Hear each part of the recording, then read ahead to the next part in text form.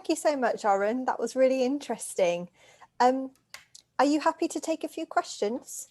I am. Perfect. How are we doing for time? We've got about 30 minutes, is that right? Yes, about 30 Okay, minutes great. exactly. Yeah. Yeah. So we do have a question within the chat function. I think it was because your slide slightly cut off some of an image. Somebody has asked, what are zones 11 and 12 in terms of which organs are they? 11 is the bladder, and 12 is the reproductive zone. Thank you very much. There we go. And not a question so much as a comment from Philip Armitage, and he said, and please excuse my pronunciations here, but he said meridian sources are medical or Taoist. There are multiple meridians according to the new Taoists, several on the limbs, trunk, and neck. I'd like to chat to you more about that, Philip. We can correspond later. Thank you for that. Yeah, that's very interesting. Okay. We do have a question here from Vina Stevenson saying, thank you first of all for your presentation. It was very clear and really fascinating. Are there holographic correspondences with the front mu points? Again, I might have pronounced that incorrectly. And also with the skin dermatome map. Given that we live in the evidence-based era, has there been much of this type of research? Right. So the first question, the first, I'll answer the second question first. There's been very little research on Hirata zones. So this is something for us to do as a community. So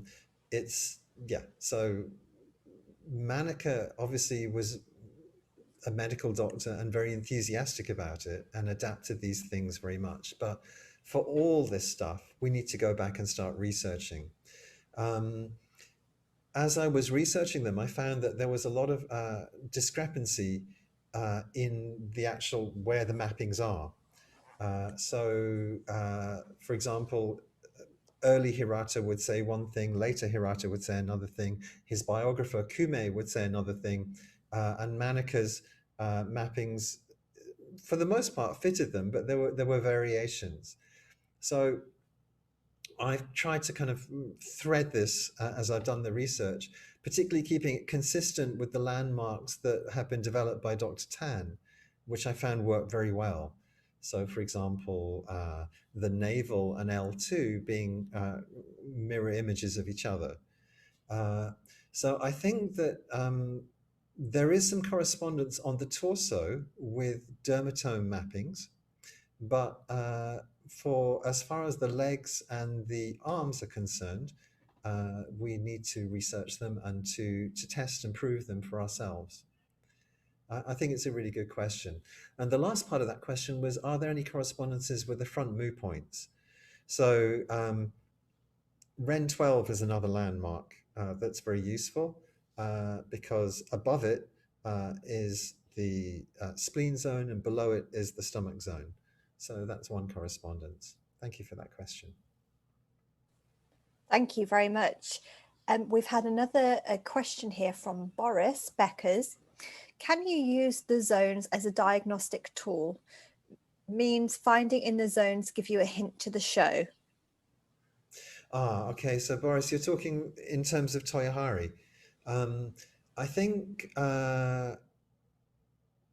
that would be something to play with. They are used diagnostically. So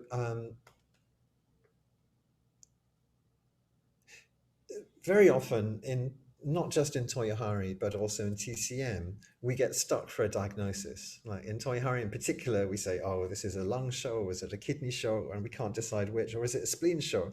And meaning, what is the primary weakness in the five element system? But also within TCM, we have the same kind of problem where we go, is this liver yang rising? Is it, what is the most important thing to treat? So I feel that the zones can be very useful in that regard because they can be used diagnostically. So as I was talking earlier, you can palpate on the upper thigh or along the stomach and spleen channels and get a real sense of which of those zones are tight. and that will give you ideas about what to treat. Dr. Manica said that the reactions on the zone are of critical importance.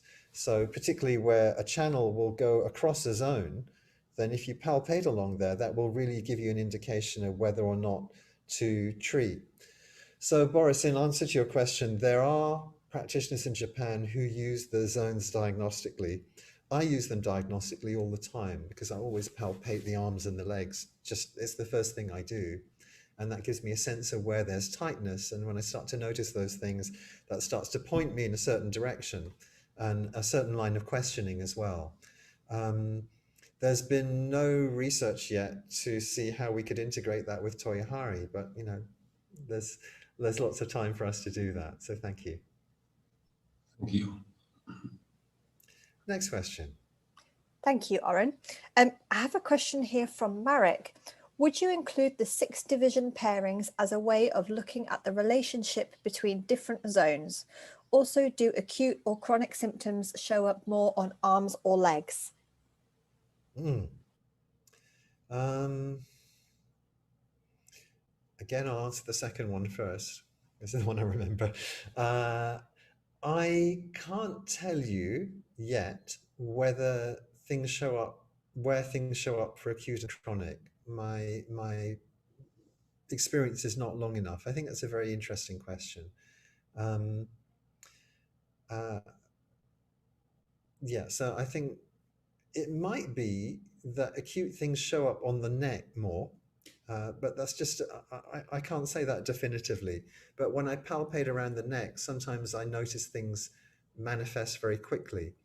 And the neck is an interesting area because it's adjacent to the face zone, and it's adjacent to the head zone, and it's adjacent to the torso zone. So it's a kind of gateway of, region. So the face region, the head region, and the torso region all meet at the neck region. So it might be that the neck region is a particularly dynamic or important reactive area to look at. Now, going back to your question about 6 divisions, I'm not sure I really understood the question. Are you saying 6 division pairings, as in channel pairings, are they a useful system to use? Is that what you're saying? That was my question, Oran. Yes, I wondered, you know, if you have a sort of Tai Yang diagnosis, would you then find, you know, bladder, small intestine, which zones were showing up more? Would that be a way of having another kind of model, or that just make it too complicated? Okay, so you have to remember where Hirata came from, which was he came from a medicalized model. So he's talking about the zones relating to the function of the organs, rather than the kind of that progression of fevers, for example. So no, I don't think I would use the progression of fevers or 6 divisions in that particular way. But I certainly use channel pairings all the time. So if someone has a problem with sciatica and it's affecting zones 11 and 12, 10 and 11, let's think about the sacrum. So 10 and 11 zones go through the sacrum. Then, yeah, I would look at treating small intestine maybe on zones 10 and 11, as well as to affect the bladder channel if it was bladder type sciatica. So I would use those relationships in that way. Thank you. Great. Thank you. Thank you, Oran. Another question from Cal. When palpating, are areas of loose or decreased sensation looked for, or primarily areas of tightness? Okay, that's a great question. Basically, in Japanese acupuncture, there's this concept of which we can call abnormal tissue findings. And abnormal tissue findings can mean anything, so either excess or deficient findings. So excess findings are the kind of things that you find, you know, if you palt your gallbladder 21, the top of your trapezius, if you've been working on a computer for a long time, it will feel tight and hard and painful on palpation. So that's an excess finding. But Zones can also be palpated for deficiency findings. So you might find that they feel cold, or they might feel moist, or they might feel sticky, or they might feel hollow or empty. So those are all reactions that can be changed with treating with ontake. So if they're deficient, then you're going to do very light kind of ontake to warm them up and to bring more chi and blood into the area. Whereas if they're excess, you might do slightly stronger techniques like rolling or tapping or knocking to just try and disperse the tension. So you can use ontake in a very flexible way depending on what you find. But yeah, definitely you want to look for all kinds of reactions, not just strong, tight reactions. Thank you. Thank you. Another comment from Philip saying, if I understand correctly, we can use the Hirata zones in a Western or team style, treat liver for the eyes or liver function. Yes, that's correct. Okay. Yes, that's absolutely correct. So if a patient comes to you with hepatitis, then you say to them, I want you to do the liver zone every day. Here's your ontake, go away, do the liver zone. And if someone comes to you with eye problems, you say, you know, the liver opens into the eyes, so we're going to treat the liver zone for that reason. Or if they have ankle pain, they say, look, I want you to do the liver zone because, you know, that's where your pain is. So we're going to do the liver zone on these other regions to help your ankle pain. So you can use it from those three criteria of Western medicine, traditional East Asian thinking, and location. Thank you. Another question. In your experience in East Asian countries, have practitioners been in a position to treat at all in the COVID-19 circumstances? And if so, are people treated for it according to this system? Okay. I can't tell you what's going on in Asia as a general rule, because in terms of treatment for acupuncturists. In Malaysia, where I was, we were kind of switched on and off in terms of our ability to practice. So at first we could, then we couldn't, and then we could again. So it just depended on which stage of lockdown that we were at. But currently, acupuncturists in Malaysia are practicing. Here in Taiwan, they're definitely practicing because there's no community spread in Taiwan.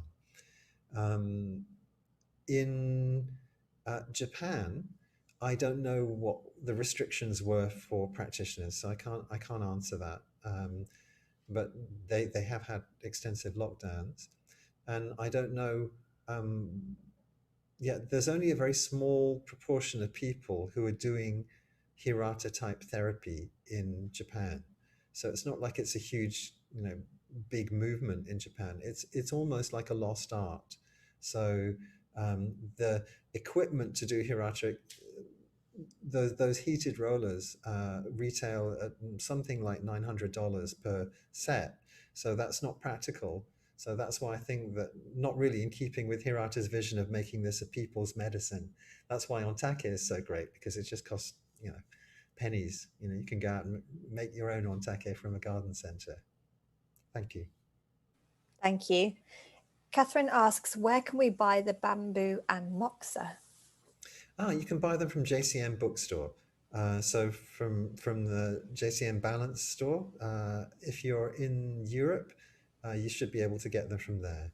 And my website as well, orankivity.com, also sells them. But at the moment, I can't send from Taiwan to UK because there are no flights. They've been cancelled due to the pandemic. So I think Portugal and Spain I can't ship to either, but I think that JCM Balance can.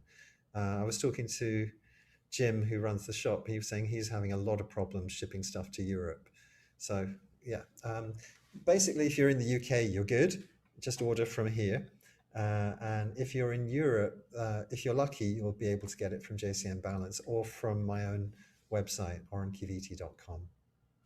Thank you. And what I can do is in a follow-up email, I can send everybody a link to where you can purchase bamboo and moxa in regards to the JCM.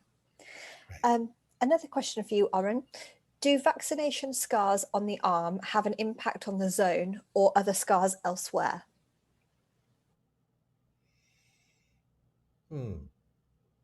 That's a really good question, and I think there's been no research on that. I've not come across anyone talking about scarring on the zones in what I've read or who I've interviewed.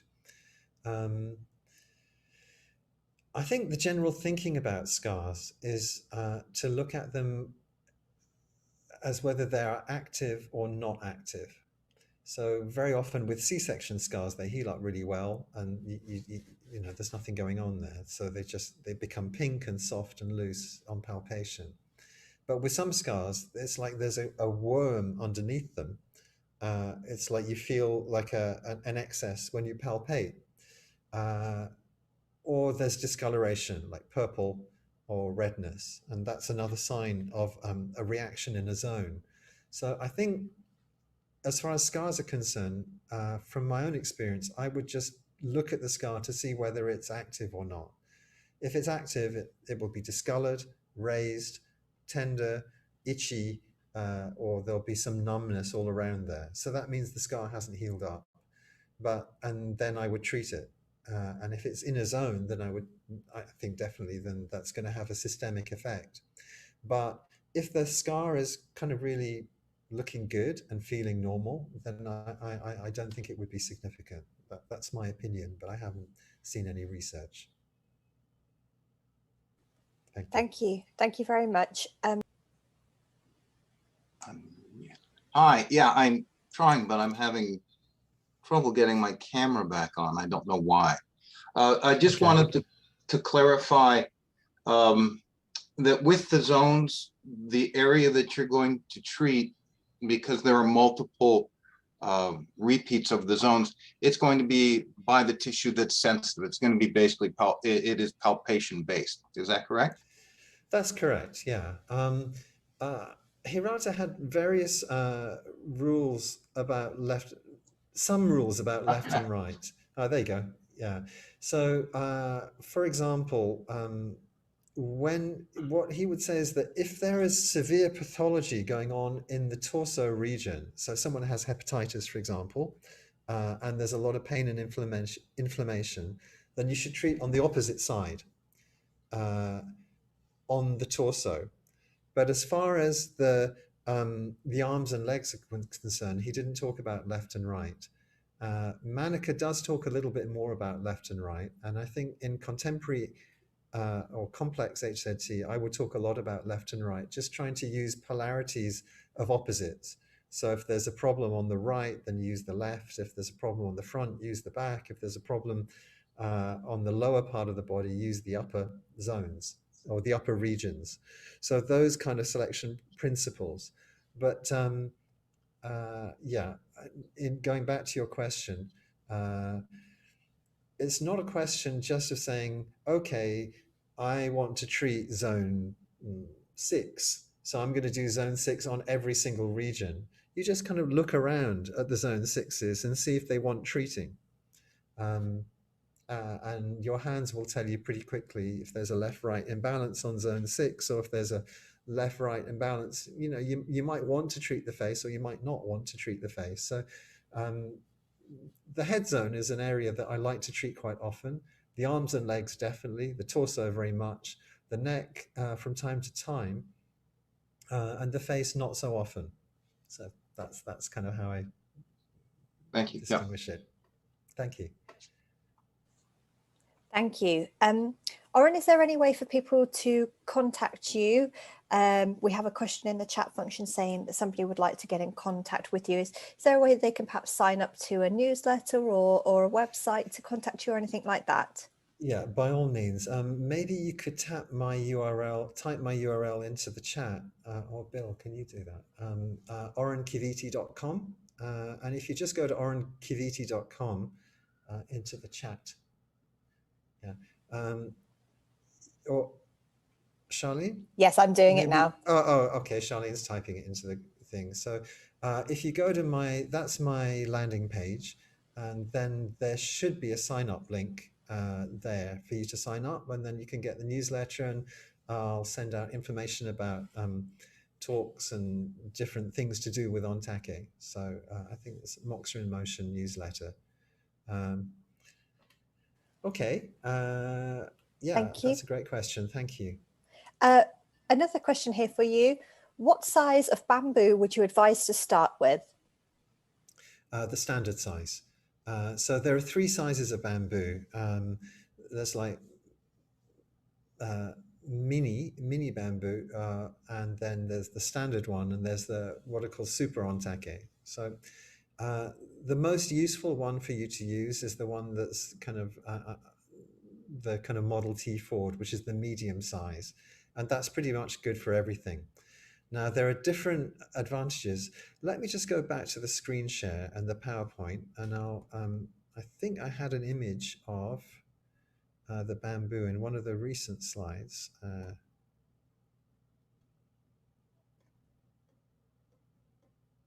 Yeah, okay. So the one in the middle is the one that I use primarily, and it's just like the standard Ontake. It's about 4 to 5 centimeters in length, and it's pretty much good for everything. But with time, over the last few years, people have developed 2 other sizes. So there's the mini Ontake, which is the one on the left, and this one is basically used with children and with people who are a little bit sensitive, and also people who are scared of Ontake coming towards their face. So when you're treating people with eye problems, you definitely want to work around the eyes. And if you bring like a really hot, flaming, like smoldering red hot brand towards someone's eyes, they might be intimidated, but they're much less intimidated by the mini Ontake. Very often when I'm working on people's eyes, I might cover the eye that I'm working on with a cloth, like a very thin cloth or a tissue paper, and then work through that, because then even if they open their eyes, they can't see what's going on, and that feels less threatening. So the mini Ontake is for kids who feel scared of like big flaming brands, and also working on the face. I think it can be a useful thing, though you can definitely work on the face with normal standard Ontake. Now, the super Ontake are double the length of the normal Ontake. They're about the width of a practitioner's hand. That's the ideal length. And the idea of them is that you load one end only. So there's a plug at one end that gets hot, and that end gets hot, but the other end you can hold and it feels cool on your hand. So from a practitioner's point of view, this is a more comfortable Ontake to use because it's got like a cold handle if you load it correctly. And not only that, but you can apply more leverage. If you're the kind of person who likes to do deep body work, then you've got more leverage to press hard with the super Ontake. So those are the essential differences between the 3. So if you just want to get started, then use the standard size. But if you want to have a selection, then JCM do a starter pack, which consists of 1 mini Ontake, 2 standard Ontake, and 1 super Ontake, plus a little rod that you can use to compress the moxa in the tube, or to scrape out the burnt moxa once you're finished. So the starter pack's also a nice way to start. So you just choose which one you want. Thanks for that question. That's really helpful. Let me stop this screen share again. Thank you very much. I just want to point out how many thank yous we're getting in the chat function as well. Lots and lots of people saying how interesting, inspiring and clear your presentation has been, and how useful the information is. Oh, that's really good to hear, because you know, when you're teaching a live class, you can look at people's faces and you can see how people are reacting, and you can tailor the pace of what you're teaching. But when you're doing Zoom, and particularly when you're doing a PowerPoint, most of what you can see is the PowerPoint slides, and you see 1 or 2 faces of people in the background. And unfortunately today, the 2 faces I could see had switched their camera off, so I had no idea of seeing whether or not you guys were rocking or falling asleep. So that's really nice to hear. Thank you. There's been, so many comments saying thank you, and how interesting and inspiring everybody has found it, and how the information has been very clear. So don't worry, you've done An amazing job there, Oran. Great, thank you. Yeah, then, I mean, there's maybe one thing that I'd like to mention, which is, of course, the two books. Moxa in Motion is the first book, and that's now available at JCM Balance. And the next book is available at JCM Balance in the coming week or so. So just if you're interested in the book, the launch price for the Kindle version will be quite low. I think really like a special launch offer. So do let Charlene know that you're interested in buying it, and you should be able to get that ebook from the JCM Balance. And then if you're interested, I mean, if you're like me, you don't really like reading acupuncture books on Kindles, then you prefer the paperback. The paperback will be out on the 28th of this month. Available from JCM Balance, and also, of course, on Amazon and in your local bookstore if you order it. So if you want to hang on for the paperback, just wait a couple more weeks on the 28th. Thank you so much. Do you have time for one further question that we've received in the chat box? Yes, I do, of course, with pleasure. Thank you. So is the tapping used for the application? Do you mean the tapping technique? Yeah, can the person who asked that question clarify it? Yes. Yeah, okay. There are all kinds of ways that you can apply ontake. You can apply it by rolling, just rolling with the heated side of the bamboo. And that's very useful when you're working on the back or on the leg. You can use percussive strokes, like I call super knocking, which is just banging with the heated side of the bamboo. You can use the lip, and you can press deep into the joints with the lip of the bamboo. Or, and I think in a way for Hirata zones, this is the most useful one, you can tap by bringing the lighted smoldering end down onto the skin and then removing it. So those are all ways to apply bamboo. And in the book, I basically have a kind of like a favorite 6 techniques that I think are very useful to use on the zones. Whereas in Moxa in Motion, I talked about quite a number of different techniques. But for Hirata therapy, I think tapping with the lighted end is probably the most important. Just getting that moxa and that light, that infrared light onto the skin is really super important. And also rolling or pressing with the side of the bamboo, just getting that pressure into the soft tissue is very useful. So all of those techniques, dokoi, they say here, everything can. Yeah, all of them can. So, yeah. Thank you. Just in closing, and to echo what you've already said, Oran, the Hirata Zone Therapy book and ebook will be available from JCM in the coming weeks, and I will of course send everybody who signed up to this event information about that as soon as it's available, along with a link to Oran's website. Thank you so much for everybody who's taken the time to join us today, and thank you so much to Oran for your talk. It's been incredibly interesting and clear. Thank you very much. Thank you all very much. Thank you very much for attending. It's wonderful to see so many faces and familiar faces here as well. And a special thanks to Marek, who was a beta reader on the book. So yeah, thank you very much, Marek, and great to see you here.